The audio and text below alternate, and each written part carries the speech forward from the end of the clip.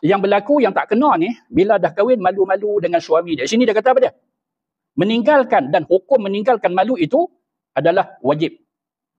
Jadi pasal dia dengan suami dia tak ada siapa. Tapi kalau ada kawan suami dia, ada adik-beradik, ada pupu, atau depan anak, yang tu kena malu.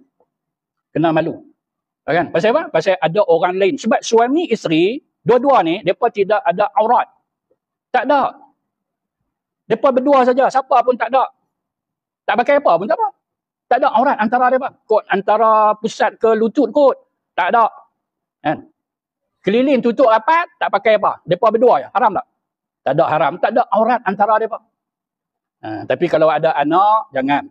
Adik-beradik, tak boleh. Siapa lain pada mereka, tak boleh. Masa tu, kenalah malu apabila berhadapan dengan suami. Kau tak ada siapa. Mereka berdua. Siapa nak malu? Oh malu, suami cari isteri dia sampai berapa minit baru jumpa.